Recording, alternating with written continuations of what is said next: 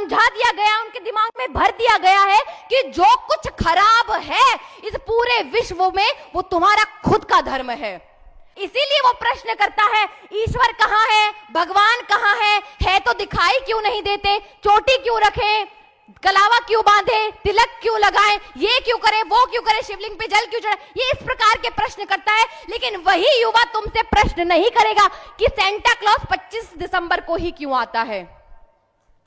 किसी युवा ने करा है ये प्रश्न तुमसे? जो तुमसे पूछ रहा है कि ईश्वर कहाँ है, भगवान कहाँ है, वो युवा तुमसे पूछ रहा है कि 25 दिसंबर को ही सेंटा क्लॉज क्यों आता है और पूरा साल कहाँ रहता है, वो है भी या नहीं है, कौन है सेंटा क्लॉज।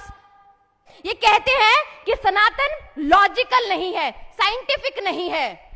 तो इनके दिमाग में ये बात है ही नहीं, क्योंकि अगर लॉजिकल और साइंटिफिक की बात होती तो तुम उधर भी प्रश्न करते, लेकिन तुम्हारे प्रश्न केवल और केवल सनातन धर्म के लिए ही उठते हैं, तुम्हारे और किसी धर्म संप्रदाय मजहब के लिए नहीं उठते हैं। तो इसका मतलब यहां तर्क की बात है ही नहीं। और यदि तर्क की बात है, साइंस की बात है, तो तुमने कितना पढ़ा अपने धर्म को, कितना जाना वेदों को, दर्शनों को, उपनिषदों को, भगवत गीता को, कितना पढ़ा तुमने? तुम बिना पढ़े इस प्रकार की बातें कर रहे हो।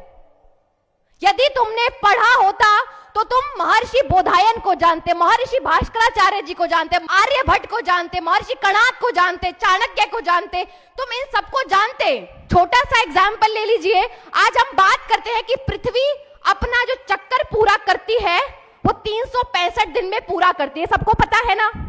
अब इनसे पूछो ये किसने दिया है, तो ये कहेंगे निकोलस ने दिया है। इसको निकोलस ने बताया है हीलियोसेंट्रिक थ्योरी में। कब बताया है? 16वीं सदी में बताया है। लेकिन इन्हीं लोगों को नहीं पता है कि ये थ्योरी महर्षि भास्कराचार्य जी और महर्षि आर्यभट्ट बहुत पहले दे चुके हैं। 400 ईस्वी में आर्यभट्ट ने बता दिया था और उसके बाद महर्षि भास्कराचार्य जी ने इसको 1114 ईस्वी में बता दिया था। उन्होंने ना केवल 365 दिन बताए, उन्होंने एग्जैक्ट टाइम 365.242190 दिन में पूरा करती है।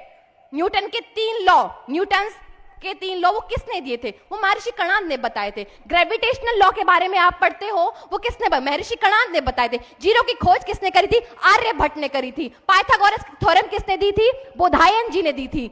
तो हमारे पास किसी चीज की कमी नहीं थी, टेक्नोलॉजी की कमी नहीं थी, साइंस की कमी नहीं थी, लॉजिक्स की कमी नहीं थी, लेकिन फिर भी हमारे युवाओं के मन में भरा गया। और वो हमारे युवाओं के मन में भर रहे हैं जो कहते हैं कि पृथ्वी चपटी थी।